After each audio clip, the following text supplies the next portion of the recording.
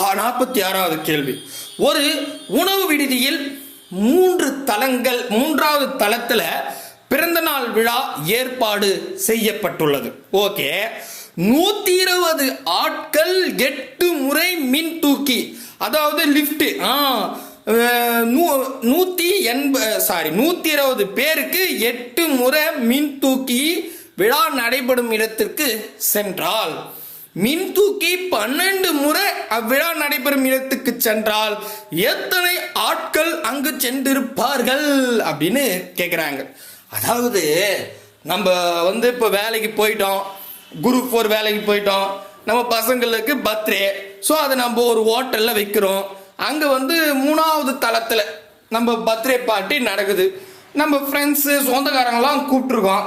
அங்கே பார்த்தா 3வது தளம்னா நம்ம தான் சோம்பேறிங்களாச்சே, படிக்கட்டுலாம் ஏற மாட்டாங்க, லிஃப்ட்டில் தான் போவாங்க. அப்படின்னா இவங்க என்னென்னா ஒரு 120 பேரை நம்ம இன்வைட் பண்ணங்க. அந்த ஹோட்டல் மேனேஜர் கிட்ட கேட்குறோம், லிஃப்ட் எத்தனை முறை போகும், லிஃப்ட் ஆப்ரேட்டர் கிட்ட. ஓகேவா, அவர் என்ன சொல்றாரு, 120 பேரா, 8 சிங்கிள்ங்க, 8 வாட்டி போய் வந்தா 8 வாட்டி போச்சுன்னா 120 பேரை நான் கொண்டு வந்துடுவேன் அப்படின்னு சொல்றாங்க. சரி அப்படின்னு சொல்லிட்டா இவன் என்ன ஆச்சு, 8 முறை போறதுக்கு பதிலாக 12 முறை லிஃப்ட் போயிருக்குது. அப்ப எத்தனை பேர் வந்திருப்பாங்க, இதாங்க கேள்வி. புரியுதுங்களா? புரியுதுப்பா. என்ன இப்படிலாமா கேட்குறாங்களே. சரி, ஓகே. அப்போ இந்த 3வது தளம் நமக்கு தேவையில்லை, சும்மா உங்களுக்கு டைம் வேஸ்ட் பண்ணுறதுக்காக சொல்லியிருக்காங்க. அப்போ நம்ம கீ பாயிண்ட் என்னன்னா 120 பேருக்கு 8 முறை லிஃப்ட் போனோங்க, அதானங்க? ஆமாம். ஆனால் 8க்கு பதிலாக 12 முறை போயிருக்குது. அப்போ எத்தனை பேர் வந்தாங்க, இதான் கேள்வி. பாருங்க, டக்குன்னு முடிச்சிட்டேன்னா ரைட்டுப்பா. இப்போ நல்லா கவனிக்கணும், இங்கே 8ன்றது 12 அதிகரிச்சிருக்கு. ஆமாவா இல்லையா? ஆமாம், அது இல்லை சந்தேகம். ரைட்டு. இப்போ நல்லா யோசிங்களேன், 120 பேர் வந்திருந்தா 8 முறை தான் லிஃப்ட் போயிருக்கும். அப்போ 12 முறை போயிருக்குன்னா கண்டிப்பா 120 விட அதிகமான நபர்கள் தானே வந்திருப்பாங்க. கரெக்டா?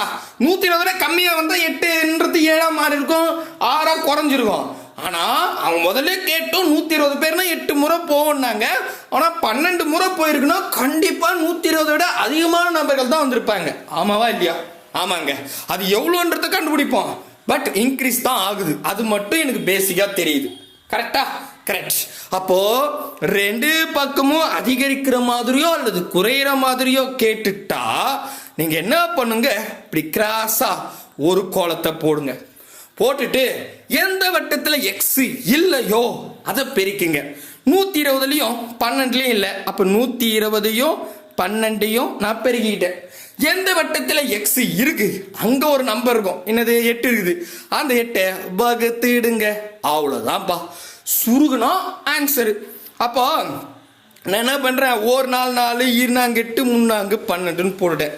அதுக்கப்புறம் இதுல பாதி 1, 120ல பாதி 60, அவ்வளவுதாங்க.